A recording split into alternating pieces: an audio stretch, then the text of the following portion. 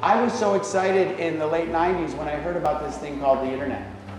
Because I thought finally this could be a tool that could help bring us all together as a global nation. We would start to learn that we're all the same. And I thought this will connect us.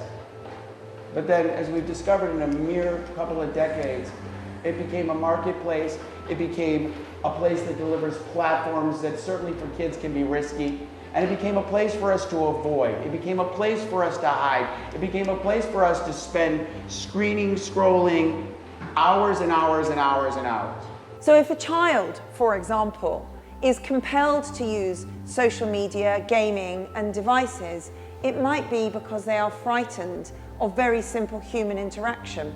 It might be that they are so isolated in terms of themselves in relationship that they rely on this kit, if you like, to act as the bridge for them. And that reliance, the focus becomes on the drug of choice, and everybody argues about the drug of choice. Mind Health 360 aims to raise awareness about integrative mental health and functional medicine psychiatry, which are growing and exciting movements in the US, which are also coming here now. And what they try and do is get to the root cause of mental health issues as opposed to treating the symptoms. And so they look at all the factors that impact your mental health, from the biochemistry, so hormones, gut, toxicity, nutritional deficiencies, to the psycho-spiritual, such as childhood trauma, lack of purpose, stress, to lifestyle behavioral issues such as poor sleep, poor exercise, poor lack of sunlight, etc. And to find out more, you can visit the website at mindhealth360.info.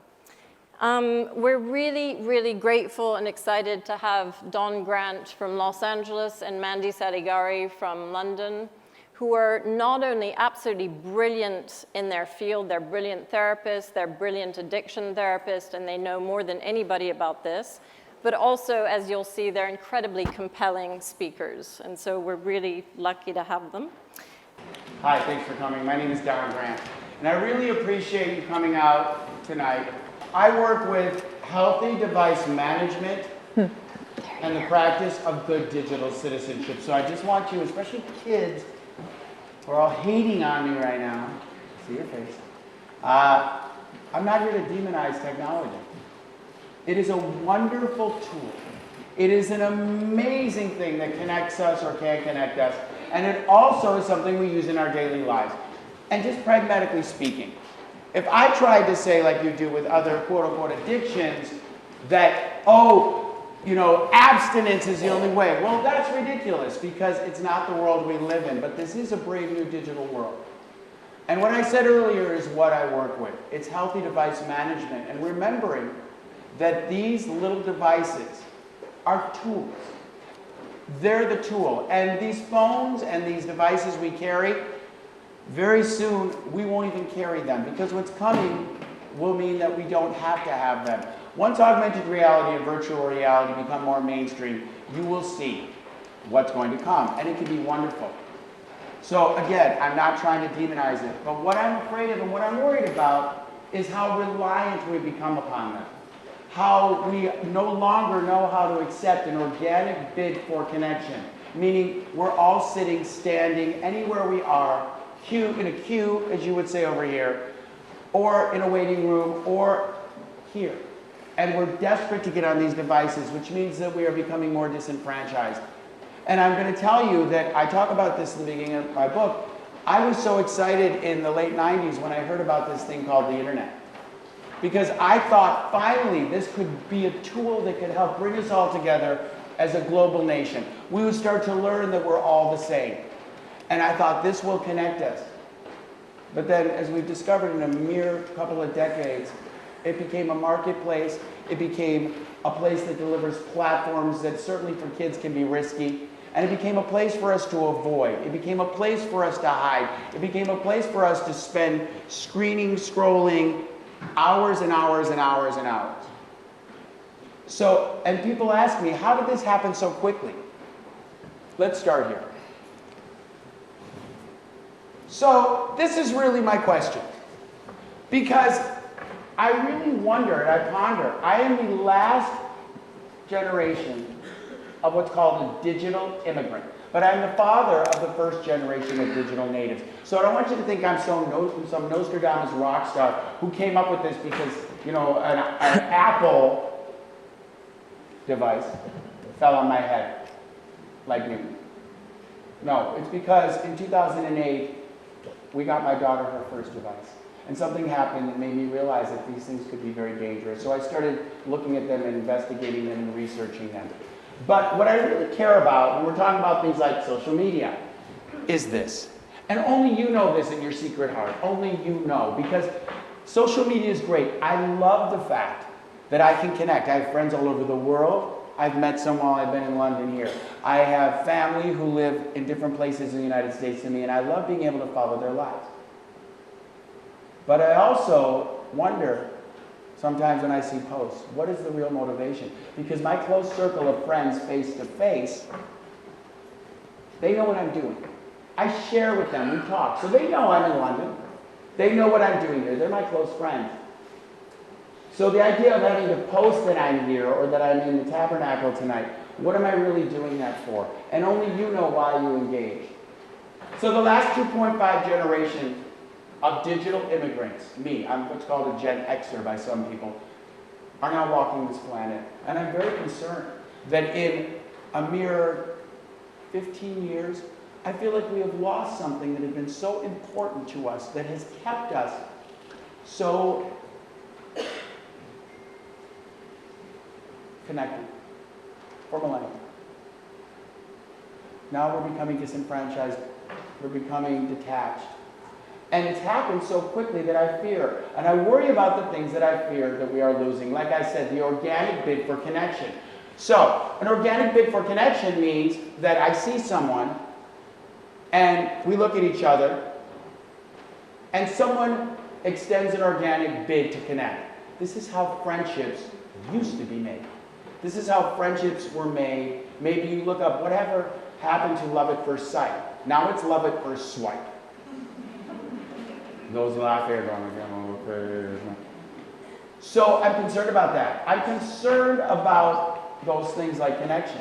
I'm concerned about silly things, and you can judge me all you want. I'm concerned about things like the loss of the love letter. Now it's an email or a text. What's up, Guru?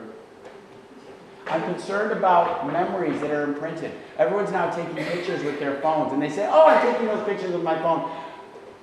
So they can end on a camera roll that has 20,000 plus pictures, and then you'll never look at it again. So there's other things. I'm concerned about loss of memory. Studies are showing that memory is decreasing very quickly because we don't have to use that muscle anymore, and we are evolutionary creatures. So I'm concerned that now we say, oh, who was I'm in Notting Hill. What was that movie? Who was that at? And I don't stop to try to work my memory. I just Google, oh, Julia Roberts. So I'm worried about that. But I want to give you some stats. Anxiety and depression in high school kids has been on the rise since 2012 after decades of decrease. According to in the United States, the National Institute of Mental Health, 30% of girls and 20% of boys, which equals in the U.S. 6.3 million teens, have been treated for an anxiety disorder.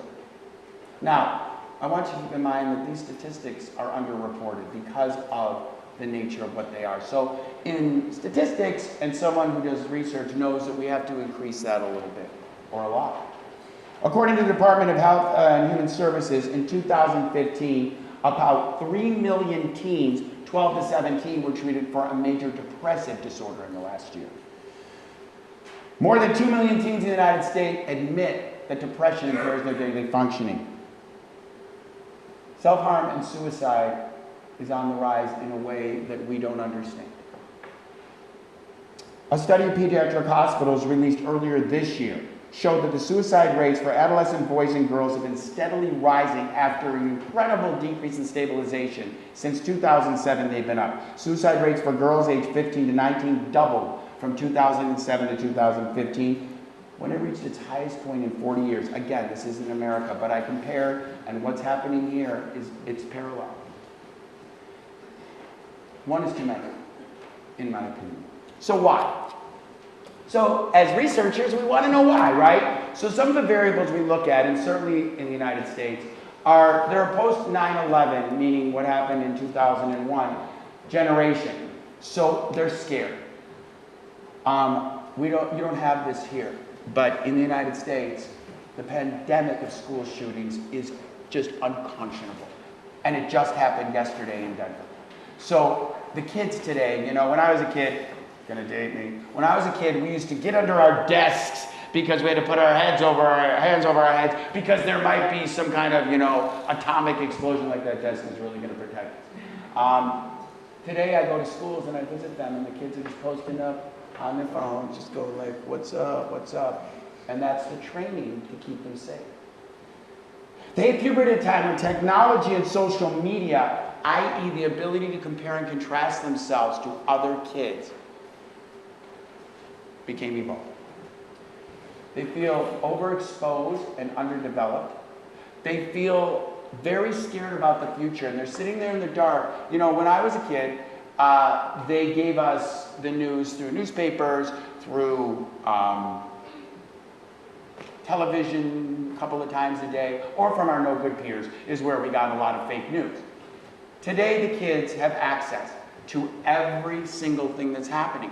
Every study showing the world is no more unsafe than it ever was. The difference is that we see it more. These kids are comparing again themselves to all the other kids who are curating social media profiles that the kids themselves are creating. And I don't think that they're trying to post up stuff that doesn't make them look in a good light, or they're exaggerating. And these kids are sitting there thinking, well, I'm not doing that, I'm not doing that. And all the kids, the currency are likes and hearts and shares and followers, and they all want to be a Kardashian. And they're thinking they're never going to make it, and they think they need a Nobel Peace Prize by 9th grade in order to get into a low-end college, and they're worried that the polar ice cap is going to cause the entire world to flood. All of these things, real or perceived, these are children. And they're looking at this along with another thing. They also tell me they're bored. Well, okay. They're bored. And boredom will generate the need to go and create, whether it's a new relationship, whether it's a new hobby, or imagination. I'm worried about the death of imagination. I'm worried about the death of storytelling. I'm worried about the things that now that all the kids and us are hiding in these devices, and I don't understand how in such a short time it is our go-to. I think the internet is the most powerful invention man has ever created. This is an opinion. But I believe the internet is the most powerful invention man has ever created that also has become a distraction, a hiding place, a weapon. The things that we're finding out from the people who created this. Now, here's the truth. Facebook founding president Sean Parker admitted he knew from the beginning, and they knew from the beginning, that they were creating something addictive that was going to leverage a flaw in the human psychology called the variable reward system. It's what Kirkland was talking about, the slot machine. So swipe, swipe, swipe means that we never know where we're going to get. We're never going to go, and we're going to stay engaged. They did it purposely. Bill Gates believes the minimum age for a child to have a smartphone is 14. Don't hear from the kids. Bill Gates said that. Kristen Marchiello, who's one of the inventors of Apple's push-to-notification system, and one of the people who had hired some psychologists to say, we want that slot machine thing, but we can't put a lever on the phone. And they came up with the closest thing. Same action, same pathways to the brain. Swipe, swipe, swipe is the closest you get to this. He has quit the industry and he's training as a neurosurgeon. L'Oreal Britcher, who also created the push-to-refresh motion, he left the Silicon Valley and he's now apparently building a house in New Jersey and won't talk to the press. Justin Rosenstein and his colleague Leah Pearlman, who invented the like feature, have both deactivated theirs and said that they know they made a big mistake. And she has compared herself to Oppenheimer, who invented the atomic bomb. I think that's a little lofty, but... Tim Cook, Apple's chief executive, I don't have a kid, but I have a nephew. There are some things I won't allow, and I will not allow him on social media.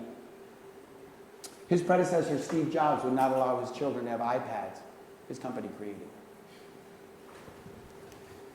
Ned Siegel, the CFO of Twitter, has sent less than 2 tweets a month for the last 6 years, and he's the boss. He didn't even send one to say you're fired. We're not a brand, but try telling that to a digital native. All right, so 3 things you need to know, because let's lighten it up a little bit. Everyone's like, whoa. But I don't think I'm telling you anything that you don't already know or you wouldn't be here. So if you're here in this audience, I'm leveraging the fact that you're here and you want to learn something. So let me teach you 3 things. First thing is, and I know in the UK it's different, but we don't call it technology addiction, and it's not going to be called that. It's called device management, and the reason why that happened is the American Psychological Association years ago tried to play and tried to test technology addiction, but then realized that we all qualify for it, so that's not going to work. So we call it device management. It's called, by the way, a GIF, like the peanut butter we have in the States. Not a GIF, even though it's spelled G-I-F. And still, Steve Wilhoit, who invented it, said he wanted to call it a GIF, but if he spelled it with a J, he'd probably get sued. So you can walk out here and you can tell your friends, oh, it's a GIF. They'll say, no, it's a GIF. Say, well, why don't you Google it? And the third thing is, it's a meme, not a GIF. They're 2 different things. All right, lastly, we know that if it's not posted on social media, like I showed in the beginning, it never happened, really. And we're living in something called absent presence. So that's getting the front out of the way, and my mentor would be happy that I did the stats. Let's go. So now, the most dreaded words ever spoken in the history of mankind. Now this became the first ethical question that I face, and that we face, because we're sitting somewhere and you'll say, could you please turn off your devices? Why can't I turn it off? And I'm going to tell you right up. I, myself, I just want to put it on vibrate just in case. Which means that I'm already in what we call absent presence. Now, here's some facts. Now, these are for the UK. So these are legit. US adults, UK adults spend an average of 8 hours of... That's a lot of time. This is an average. Fortnighters. Now, this is cool. Number 2, silver swipers are the fastest growing UK adopters of smartphones. Go grandma. They are just like swiping, looking for someone. Hey, what's up? Oh, looking good. They've gotten it. The octogenarians, the septuagenarians, and they're in. The average UK user checks their smartphones 150 times a day, admit they regularly use their devices while with friends, watching television, eating, and while working, or with their romantic partner. 25% admit sending texts to friends or families while in the same room. Now I know this, because I'm like, my kids will text me from the other room, like, Dad, can you, I'm like, ignore. And then I text them back at a certain point a few days later, hey, what's up? If I don't see you, you're not getting your allowance. Oh, they post right up in. They don't text me about that. But you see it, you text. We're texting from different rooms. 66% of adults say they hate how much time they spend on their phone. Okay, well, you hate it. What do you want to do about it? And the kids are coming back at us. Diane Sawyer did something on ABC on last Thursday night where she had a bunch of kids, and I hear it because I work with teens, and my teens will be like, well, my mom tells me to get off the phone, but she's on the phone all the time. My dad's playing Fortnite! And I worry about this also, because right here I'm going to tell you I got some concerns, because if anyone knows anything about something called attachment theory, one of the problems if you don't have good, secure attachment as a child during a very important developmental stage, then it can cause what's called later disorganized attachment is one of the not good ones, and then these people struggle with relationships their whole lives. And I'm worried about something that I write about in my book that I'm hypothesizing, and I think it should be investigated, that we're going to see a generation amongst a lot of other problems that there's going to be called something that I'm right now calling digital disorganized attachment, meaning that the parents are there, but they're in absent presence. So, for example, the mom is sitting watching football up in the stands, and her kid is playing, and she goes, and the kid is like going, and then he looks up to the stands to see his mom, and she's looking down at her device playing Words with Friends. She's there, but she's in absent presence. The little girl who's the first time in her little ballet recital, she looks adorable, and she's on the stage, and she's doing her little things, and she's doing this. And she's looking out, and she's just new at this, and she really needs, because we're animals, we are just called human species. But we need to see smiles, we need to see affirmations. And she looks out, and what she sees is the back of her parents' iPad instead of their faces. I'm sorry, is it inconvenient to watch the recital right now? Because you need to send this to grandma? And I'm worried about this. And the kids are saying, you're coming at us, but you're just as bad. I don't know. But I think we need to be mindful of not being in absent presence as parents. The kids are all going, yeah, I see you guys, yeah. Whoa, okay, middle of the night. And I think you know this here, that Fortnite has been cited in 162 divorces in the UK. And on and on. So, these are a lot more stats. What I'm trying to demonstrate here is not to give you a lesson in this, because again, I'm just trying to show you that it's legit. Maybe you don't qualify for this, maybe you don't. But you're here, so you're curious. So I have you as a captive audience, face to face. 10 years from now, we will not be doing this. People, I'm afraid, will not gather. I'll be a hologram that you can have streamed into your living room to do this. And you can mock me the entire time, especially the kids, because I'm not really there. But today we're gathered together. There are very few gathering places left for humans. We used to gather around the fire pits in the beginning of time, and we told stories, and we bonded and made covalent bonds with one another. We need to band together. It's how we became, with no fur, no teeth, we became of species. If you had aliens come here and said, what is the highest level? Who runs the planet? I don't think they'd be looking at the pale, toothless, nailless, furless creatures. But because we have the ability to reason, and we have the ability to band together, and we created villages, and we gathered in those villages, and we gathered in the town squares, and we gathered in the churches or the worshiping places, and we built barns and houses. We gathered together. And then fast forward, we gathered in malls and movie theaters and theaters like this. And we gathered together as people. Like-minded people who gathered together and made covalent bonds of friendship. And I don't know where those places are anymore except online. And this has happened in 15 years. And then there's the robots. Yeah, the robots. And it starts with Alexa. And I find myself even knowing better. I'm polite. I feel bad. If I'm sharp with Alexa, because maybe I haven't had my coffee that morning, so I'm like, Alexa, stop playing that song. Oh, I'm so sorry, Alexa. It's a voice. Now, what's going to happen when we can actually create playmates? And you can. Go online. My friend didn't believe me, and within 10 minutes, she designed her own playmate robot. They're very expensive. And here's where it starts. And we do this. And I'm a parent because it's easier. Because we used to put it in front of the television. But we don't know yet with the saturation of all this media. And we don't know what all the stimulation. And we don't know what this is going to do. We won't know for a long time. And everyone's saying ADHD. I don't know. But I'm looking at this going, okay, look. How are you going to give this baby a set of blocks to play with after she's seen God? You ever tried or seen someone try to take away the device from their baby? But you're going to say, oh no, play with these dolls. Play with these blocks. Build something. Be imaginative. No, I'm just going to build something online. These two boys are already on Tinder. They're hooking something up for tonight. And this is what it causes. And these are just some of the symptoms. And we're wondering, we see anxiety, depression, we see stress in our kids. We see it, I work with them, I see it. And we get to the nature of root cause because they don't have any external things that make them feel good about themselves.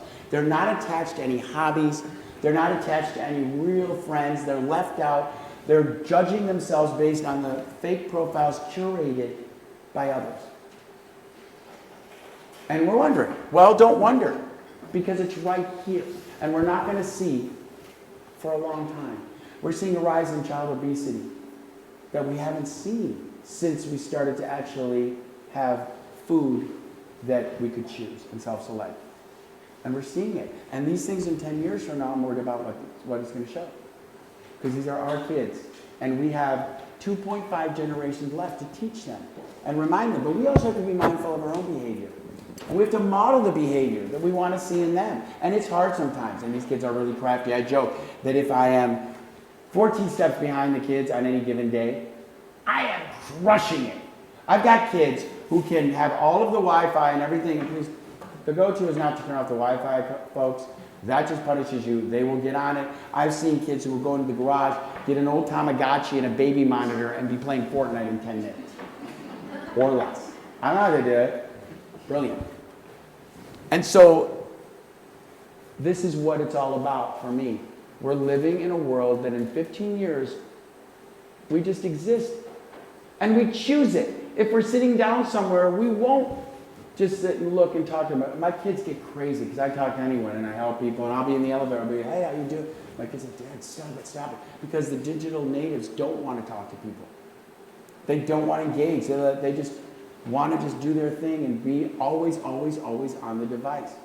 So we have a little bit of time to reverse it, but you don't miss what you don't know. And what my concern is that once this 2.5 generations of digital immigrants who used to know, who used to meet people, who used to go out and play, who used to have imagination, we're going to be gone and we're going to abdicate to kids who we did a disservice to because we didn't model the right behavior, we didn't teach them. And that's okay, but that's our choice. But if you're feeling that, then don't complain about it if you're part of the problem and you're sitting there and you are the one who's also hiding and using your device as a distraction. Again, they are a tool. I'm not trying to demonize them. There's great stuff to do. But just know that they purposely are trying to capture you online. So that they drop 12 episodes of a series the same night, and then they have auto feeds on videos, and they suggest things, and you say, I'm just going to do one more, I'm going to do one more. Okay, I got to stop after this one, and then it feeds. So, and the other thing is the alerts. We're getting constantly barraged with all these alerts. And we get a really nice little rush of dopamine because it buzzes in our device. We're like, oh my God, someone thought of me, it's an alert. Oh, those shoes I was looking at are now 20% off on sale because I've been rebranded because I searched for them. The algorithm knew that and then pushed it back to me, and now they're trying to get me to buy them. It's not somebody. So all of these alerts, you don't need them. You can select the ones you want. So this is mine. Just a little bit. Maybe take a digital Sabbath like the Silicon Valley decided to do, and just one day, maybe Sundays, turn off your device. Don't worry, everything's digitally archived. You won't miss anything. That's the great stuff about this. You're not going to miss it. Social media characters. I'm not going to go through them. But within social media engagement, we all choose. It's like when you play those games that you can waste time on forever, saying like, which Downton Abbey character are you? I always get the old lady. I never want her. I always try to then go back in and waste time trying to manipulate my answers. I still get her. So instead of playing that game, you can play this game. Which one of these are you? So these are the ones that we've identified that are actually how we relate online, except we're all this. So, good digital citizenship. Here's what you ask your question, because if it's a good idea to post today, it's a fine idea to post tomorrow. You don't want to do the 3 a.m. digital walk of shame where you posted something and the next morning you go, oh my God, I was so tired last night. Oh my God, did I post that? So, this is all you have to ask. Is it kind? Is it meaningful? Why are you posting it? What are your goals? Could it offend anyone? Yeah, your ex is probably going to see it, but so will everyone else. And then this is for the gamers. So, establish a specific routine and time. Do not negotiate. Oh, kids, I'm so sorry. Look at him. He's like, now he's in forward. Do not negotiate time. Extra game time. Don't get into that battle. They can play as long as their grades are good, their homework's done, and they're outside. I teach healthy device management. It's a blend. So as long as they're doing other things, there's nothing wrong with playing games, because people used to sit in front of the television and watch football all day Sunday and relax. If they're playing with friends or if they've got, then let them play, but do not negotiate with them. Because what happens when you have a gamer and the parents will call me and say, oh my God, my kid, I tried to pull him off of Fortnite and he bit me.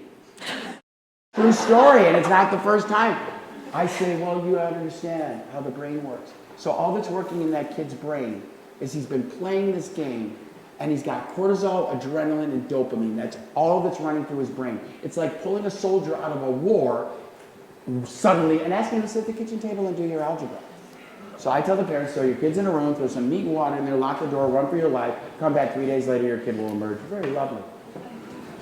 But these, and remember, you own the technology. Let them play as long as they're doing their other things. So there's a balance. It's okay. And then this is what I tell parents. It starts when you first get them their first device. Parents who come to me at 15 or 16 years old and they ask me how to help them, I say, well, it's a little late. So people say, what age, what time, how old? We can talk about that. It's different for every family system. But this is how it starts. You buy that first device for them. So sitting them down and explaining it. Get involved in it. Say, this is a privilege. This is a tool. I'm giving you this, but I need you to be careful. There's predators out there. There's all sorts of things you can fall into. When they ask for their first device, sit with them and say, okay, present to me. I'm not going to be closed-minded. Tell me why now you need. We gave you the basic flip phone. Now you want the smartphone. We know why. Because it is internet access. You want these social media apps. We know that. Tell me why. Give me the argument. Listen to them, and then you can make a decision. But you need to do it in the beginning. Because if you wait too long, and then you're on your phone the whole time, then you lost the argument, and it's just going to be an argument. Mandy. So, thank you. I'm not sure. That's the only slide I've got, so nothing particularly slidey. I'll talk into it in a moment. So I'm Mandy Saligari. I'm an addiction specialist. I'm also a recovering addict, and I'm a single parent of 3 teenagers. So I am up to my neck in this stuff. And my book, Proactive Parenting, I chose the name because I really believe in being proactive. I believe in recognizing as a parent that I've got my hand on the tiller and I have an influence here. And I also think that the whole kind of recovery from addiction model is about reparenting. I think that I need to learn how to look after myself, and I need to do that genuinely and sincerely, and then hopefully my children will pick that up, as well as all the stuff I consciously teach them. In the book, I outline all the manifestations of addiction, all the core characteristics of addiction, and a whole load of really practical things that you can do in terms of getting to know yourself better so your kid can't shoot the messenger, mainly. But also so that you learn what proper self-care is, so that you can stand firmly in your own shoes and you can be present in your life with your friends and with your kids if you've got them. But this is also about you yourself. It's not just for people who are parents. And when I think about addiction per se, because people say, how do we know when this has become a problem? How do we know when it's become addiction? The qualification of addiction for me is using something outside of yourself in an attempt to fix how you feel to the detriment of yourself. So the thing you use to fix your feelings causes trouble, and then you go and do it again, and you do it again. In the old days, when they talk about alcohol, they used to say, the man takes a drink, the drink takes a drink, and then the drink takes the man. And I find that just a really simple thought. So you want to use social media, you want to do gaming, the person takes the technology, then the technology takes the technology, and when does the technology take the person? So in order to assess that, you have to know who the person is. And if you're looking at your child, if I'm looking at my children, I have to know what's my stuff first so that I know the rest of it belongs to my kid. So there's a lot of this which is about having a sense of who you are first and foremost, because all the manifestations of addiction, of which I believe there are 15 common addictions, they are all things that people pick up as ways of coping with how they feel that become habitual. And I think that when you look at addiction per se, it's on a continuum. I mean, most people spot addiction when it's chronic, when you have your chronic alcoholic, your chronic drug addict, your anorexic, your self-harmer, or your chronic tech user. And you spot it when it's here, in the firefighting end, and everybody is just like, oh my God, this has just gone too far. But nobody airdrops into chronic addiction. You don't just wake up one day an addict. You've traveled on a continuum. So when I got into recovery in 1990, I was really interested in this, and I started thinking about what happened before. Because I think that the addictive processes are red herrings. Because if the power was really in the tech, or the drugs, or the alcohol, or the food, then all of us would fall foul of this. I don't think it is. I think it's in the person who picks it up. I think it's in how and why we use it. And I think that is exactly why children are so vulnerable to this, because they're all changing and developing. So that's why they need us in good enough shape as parents, to be able to give them a dignified guide. And that word dignity is something that we really need to think about when you're talking about intervening on your kids' tech use, because, and I will come to that. So I was figuring out what comes before in terms of clues, signs, because when I'm in front of parents and they say, how did we get here? One of the things I always say is denial. You've missed the clues. You've written off the clues as one-offs. You've said, oh, it only happens when they're tired. It only happens because he's angry. It only happened because I was tired, so I let him go on it all day. You pick up all the clues, you argue them away, and then there's no pattern there for you to spot. And then suddenly you wake up one day in this kind of firefighting end, wondering how the hell you got there. And the work I was doing was, what are the core characteristics of addiction? What is warped here on the continuum that leads us here? And I went to rehabs and treatment centres and recovery, and I was thinking, what do we teach in recovery for successful recovery? What do we teach in rehab for successful recovery? And it's this stuff. And right at the core of an addictive process is an avoidance of being vulnerable. That's what it's all about. And the other stuff comes off it. And if we kept got time, I will come back to it. But if you are really interested in it, I mean, I write in great detail about each one of those, what it actually means. Things like calling somebody a control freak is just unhelpful. It doesn't allow, it's a shaming statement, and it doesn't allow anybody any opportunity to change. What I know is that if somebody is super controlling, the likelihood is that at some point they've been super scared. Because the reason they control their environment so much is because of fear. So if a child, for example, is compelled to use social media, gaming, and devices, it might be because they are frightened of very simple human interaction. It might be that they are so isolated in terms of themselves in relationship that they rely on this kit, if you like, to act as the bridge for them. And that reliance, the focus becomes on the drug of choice. And everybody argues about the drug of choice. It's like anorexia. People are saying, you know, I've got my anorexic, I can't get her to eat. We do all we can to get her to eat. And my answer when I'm working with people is, within all the stuff of course people need to eat, is that simply the psychopathology of anorexia is finding safety in not needing. So if you force an anorexic to eat, what you're going to do is bring down their entire defense mechanism, because they're going to have to say, yes, that stomach rumble was me being hungry. In other words, I need. And that makes me vulnerable. And as an anorexic, I will deny that stomach rumble is my appetite, because my super objective is to not need. So we have to remember that these sort of drugs of choice, if you like, which is a bit of an oxymoron really, but they are red herrings in many ways. And we get drawn onto them because they are the emotive subject. And we try to control them. And as parents, we engage in a battle that we're going to lose. Because every battle we lose with our children isn't just a lost battle for us, it's a gain on side of, if you like, technology in this instance. So I think we need to be really careful. So I can go more into that in a minute if you're interested. Basically, the core characteristics are on the left. They're ordinary, normal human characteristics, warped if you are needing to defend against something so that you don't feel vulnerable. The middle bit, if you like, is some sort of attempt at very briefly explaining what they are. And the right-hand side is things that you can do to counter it. And again, there's lots of information on this in my book, because I really want you to know.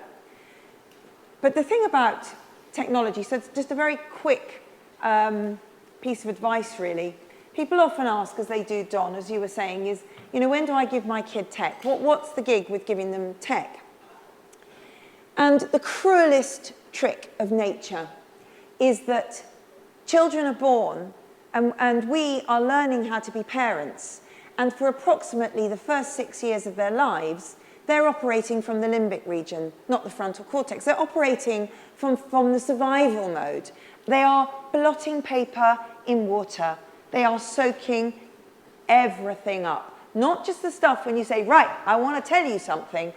They are listening to everything else. They're listening to you come rushing in the door going, oh, thank God for that. They just saw that. You know, they are watching every single thing you do. Why? Because as a girl, for mothers, you're their primary model. As a boy, for fathers, you're their primary model. And just to complicate the system, which everybody goes, what does that mean? So self-identity and self-esteem, same gender parent. Opposite gender, how I interface with the world, how I'm going to translate. Will you like me? Will I be successful? All the socializing type stuff. Very simple assessment tool.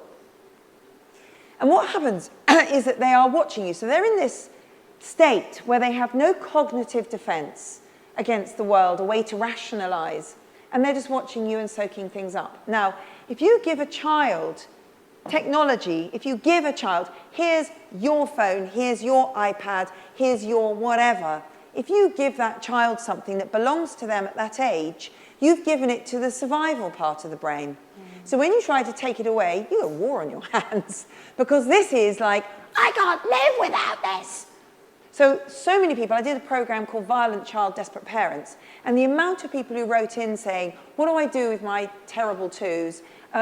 When I try to take her phone away, she shows such terrible tantrums that the only thing that will soothe her is to give it back.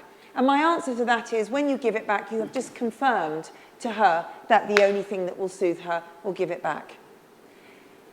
First and foremost, my recommendation is, do not give a child tech to belong to them pre-frontal cortex, pre-6 or 7. They can borrow a family piece of kit, if you like, for a time limit and for something specific, and tell them why. So yes, you can use mummy's phone for the next 20 minutes to watch Peppa Pig because you like it. Not because mummy wants you to be quiet so she can get on with the whatever.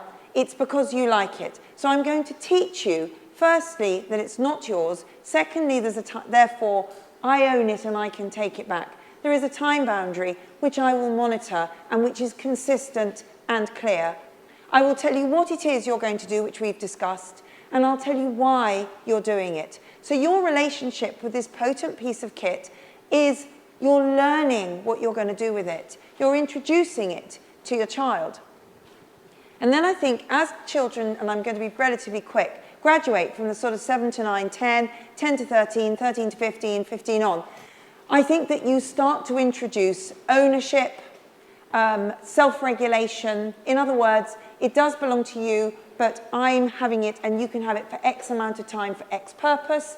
Then you start to say, okay, you can have it for this amount of time. Let me know what you're doing on it, and you must always have access to all of their accounts. However, don't be naive. They may create accounts that you are not aware of. Just as a subtext to that, 2 things. One is, growing up is always going to be a game of cat and mouse. It's always going to be a game of cat and mouse. So play it. If my child wants to do something deceitful, firstly, they will have to try. Secondly, they'll have to lie. And if they respect me, which is the other point I want to make, they will feel bad about it. And that will be their teaching tool.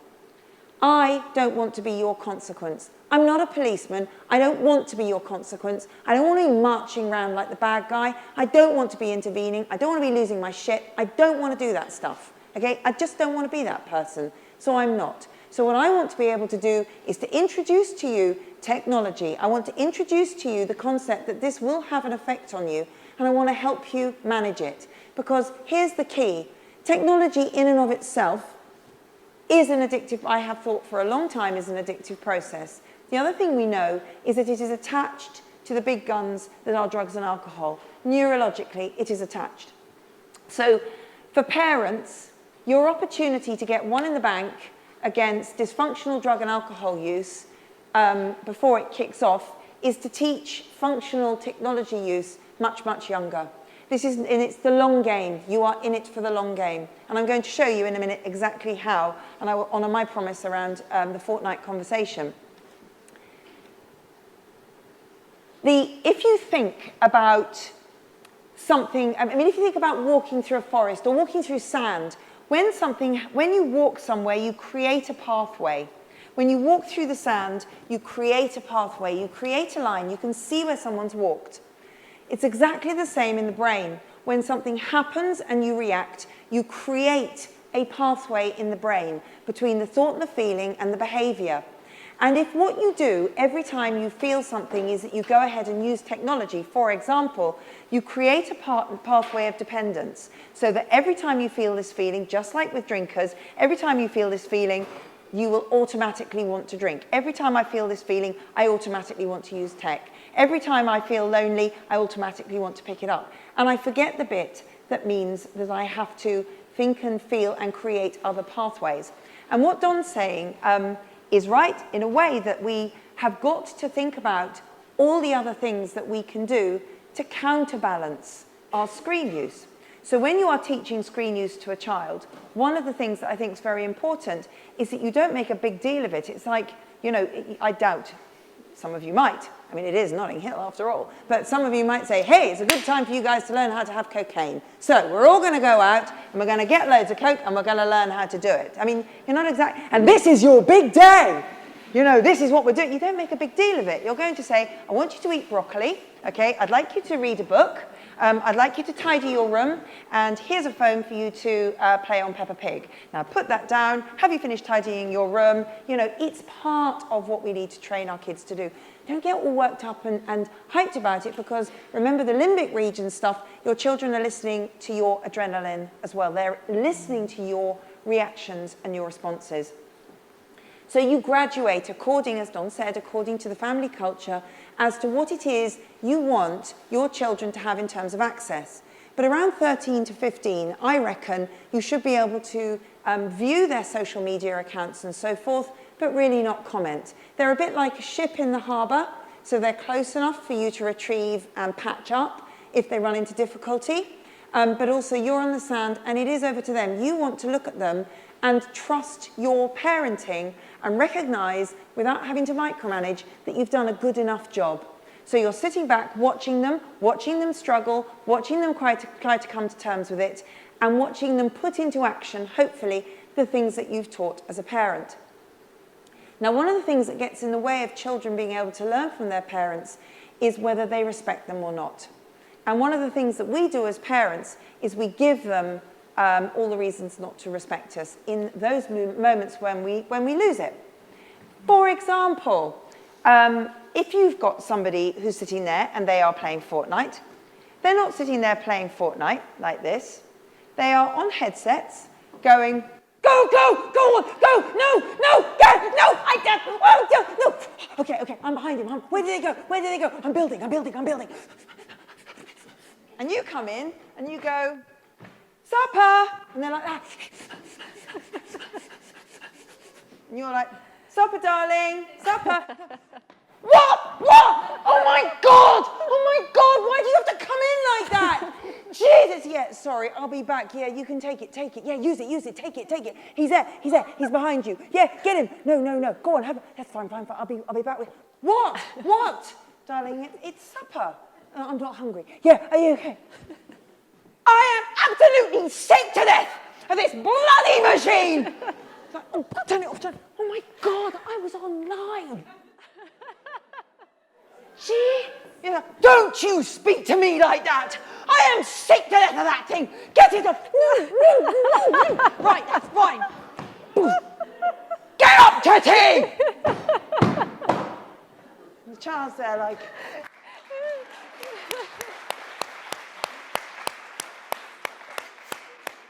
Here's what happens next. In it goes. Sorry about my mum's psycho. I think she's in a million. Oh my God, I hate her. I hate living here. Yeah, I will do. No, I don't give a shit. She's behaved like a complete... No, I don't care. Yeah, whatever, I don't care. Yeah, go on then. Yeah, go on. All right, let's go squad. Yeah, cool. Okay, hang on a second. Upstairs...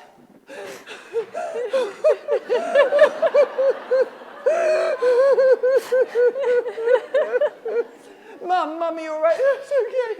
No, I'm all right. you all right? Why don't you ever do anything? Why is it always me? Boom. Downstairs. Yeah, go. Yeah, go on. Brilliant. What's they learned? What have they learned? Mum's psycho. What do we do? Okay, I'll tell you what's happening. Tell me if I'm wrong. I know perfectly well I was meant to come off. I know, I'm not stupid. I know I'm supposed to come off. And I know it's supper. It's really inconvenient. I'm in a really good game. I'm going to win. But I know I'm in the wrong. You just don't trust your parenting to believe that. You honestly think that when I go, and I tell you I don't care, and I tell you I'm not hungry, that I mean it. And you're mortally wounded by my words. What you want to do, as a parent, when that's going on, is take a deep breath and go, I'm going in. Do not underestimate what's about to go on. Plus, you're in it for the long game. You may not win overnight, because winning is having your child in good shape, in a decent relationship with Kit, eating and loving you. Okay? This is what I want. I want that bloody thing to get in the way. I bought it. So I'm going to take a deep breath and I'm thinking, okay, where are we at? Right. Did I tell him he can go on Fortnite for 2 hours? 2 hours ago. Is it an hour and a half ago? Is it an hour and 45 minutes ago? What is it? Okay? So maybe it's like, I told him he could go on for 2 hours. He knew it was supper at 7. It's now 6:30, right? Good call. Deep breath, come in. All I'm doing right now is flowing down a flag. So I go in and I'm just going to go, he's like that. And I wait. I just wait a minute. Because I don't want to I'm not a target. And then it's like, oh, shit, fuck, and all the stuff goes on. Don't bite. You should hear what's happening through the headphones. You're like, don't speak like that. Mrs. Saunders is going to hear you. It's like, you should hear what he's saying. Don't worry about it. And you stand there, and he's like, what? And you say, just to let you know, it's 6:30, half an hour, okay? Done. I'm not going to bite. I'm not picking it up. It's not my problem. That agitation belongs to you in relation to that. I'm just making supper. 10-2, again, downstairs, and just go, 10 minutes, okay? That's it. And out. You are warned at this point. Really, disclaimer, done. I'm going to go in. Now, depending on how bad it is, you might have to do this several times. It might work once. If you have to do it several times, and I mean loads and loads and loads of times, the probability is that you have set the child up to believe that they can get away with it. Some of it's your stuff, okay? And you just have to wear it and you just have to earn it back. So what I want you to do is I want you to go in there and just to stand there and you wait. It's obvious, right? And then it will be, oh my God, I died because of you. What do you want? And you say, it's supper, I've given you the warning. Oh, but Moisey's only just come on. I never play with him. Oh, please. And you're just like, no, really sorry, not going on. Absolutely not. Time for supper. Well, I'm not hungry. It's time for supper, I've told you that. Well, I'm not hungry and I'm going to play with Moisey. And you just say, before you say, I am really disappointed that you are putting this game ahead of your relationship with your family. And by the way, you don't stand there and go, boom, what are you going to say to that then? Big target, boom! You just deliver it and walk away. Let the healthy shame teach the child. Let the healthy shame teach the child. I am really disappointed that you put that game ahead of family relationship. I am. I am disappointed because I'm not an unreasonable parent. You can have 2 hours on Fortnite, that's fine. But I told you I want you off at 7, and I want you off at 7. And when you don't come off at 7, I'm hurt. because I wanted to sit upstairs with the family, and you're putting this ahead. And more than that, you're not even aware of how agitated you are. Now, the child feels ashamed because, generally speaking, if you've communicated it, they know that they've stepped over the line. What they want to do is not feel that feeling. I don't want to feel ashamed. I want to do what I want to do, because I am a heat-seeking missile for what I want.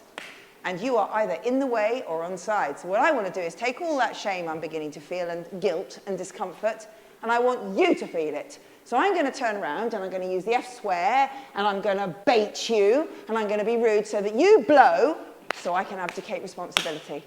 Brilliant! Such a plan.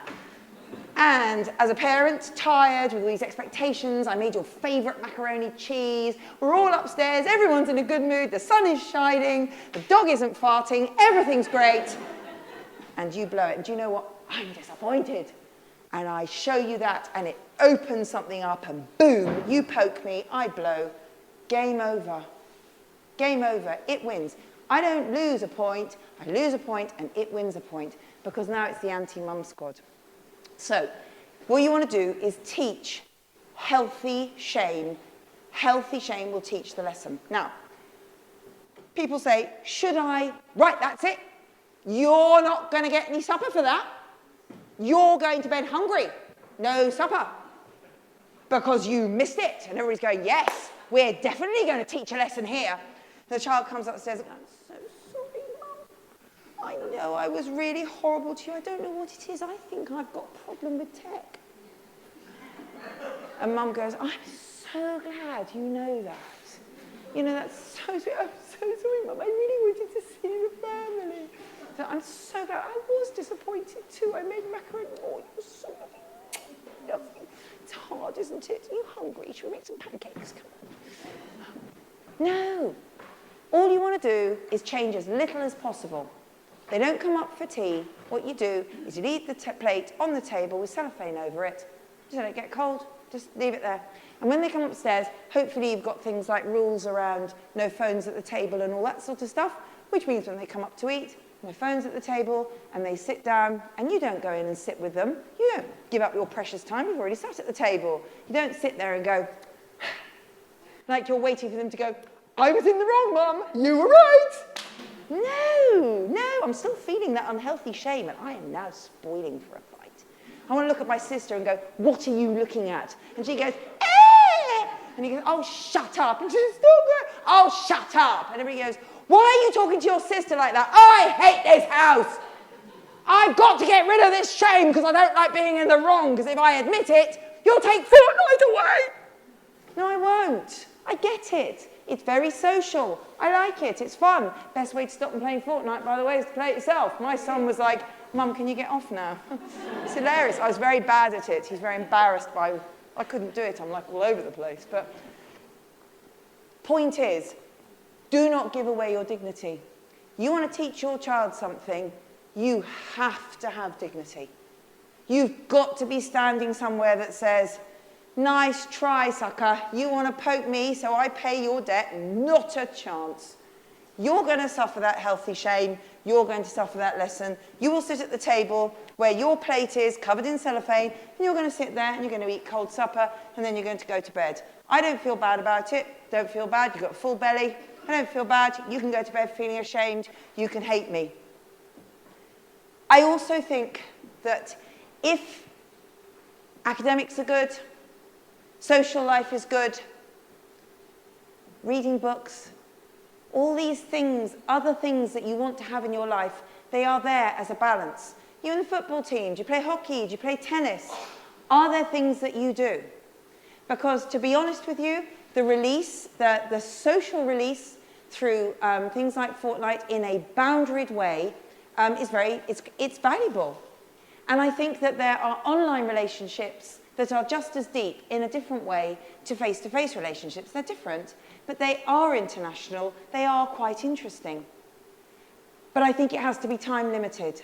So you might say, I mean, in my own family, my 12-year-old knows that he can choose one night in the week to play Fortnite, and then he can play for about 5 hours on a Saturday and about 3 on a Sunday.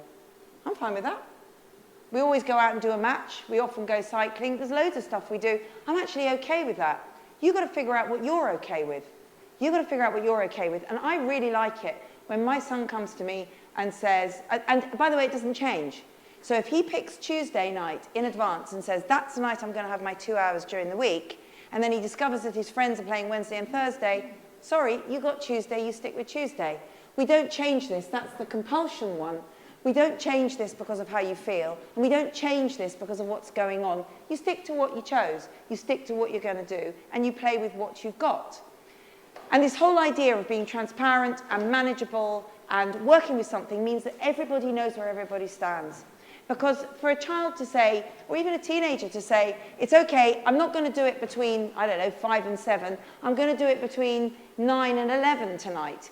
And the parent's going, oh no, because I planned just being really quiet between 9 and 11. So actually it disturbs my life that you should change your hours. It wasn't the gig, we all made a plan, we all know where we stand, I want you to stick to it. And that then reduces the obsession, because there's no plotting to try and manipulate someone to try and get your own way, because everybody's rock solid, everybody knows the rules, and nobody is damning Fortnite, social media, and so forth for being the bad guy. They're not. They are technology in our homes. I mean, they're potent, they're addictive, but so are many, many things that we use. The key is, do you have the self-esteem?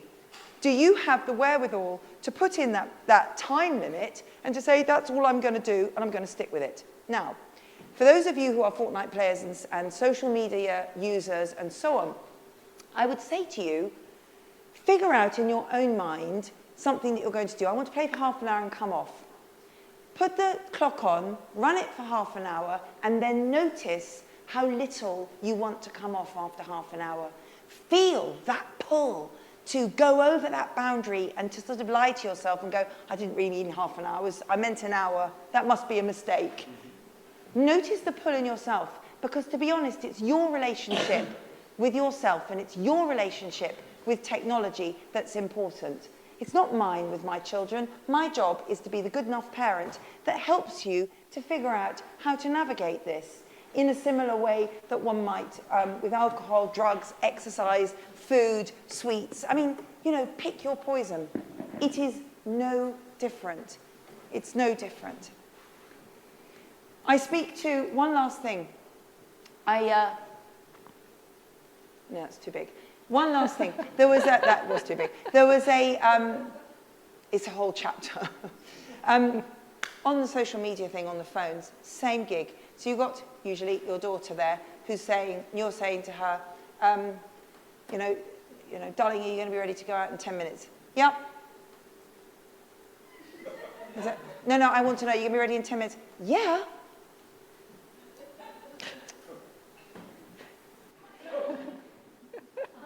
Like that. Yeah. Listen, you're not listening to me. I am listening to you. You want to know if I'm going to be ready in 10 minutes? I am ready in 10 minutes. Oh my God, what do you want? Don't speak to me like that. I am sick to death of trying to talk to you when you're looking at that phone. Oh my God, I'm listening to you. What do you want? I am sick of it. Put the bloody thing down. What do you want? Are you going to be ready in 10 minutes? Yeah. Good!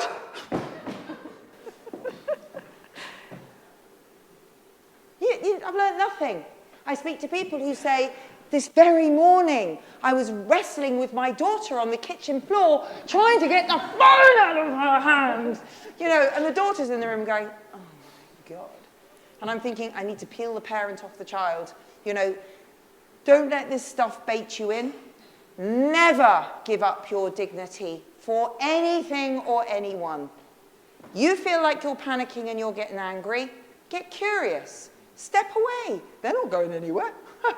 Step away and go, woo, really pressed a note in me there. Ring your recovery network. Do you know what? I don't like being shamed. My child's just gone, and I could kill him. You know, share about it, breathe. That's my stuff. Oh my God, my dad used to do that to me.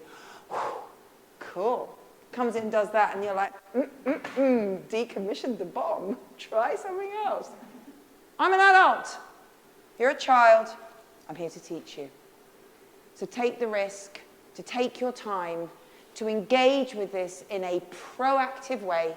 Be curious about the feelings that come up. Share them, get support around them, talk about them, and help kids, teenagers, to manage this so that it becomes an asset. So we have the boy taking the tech.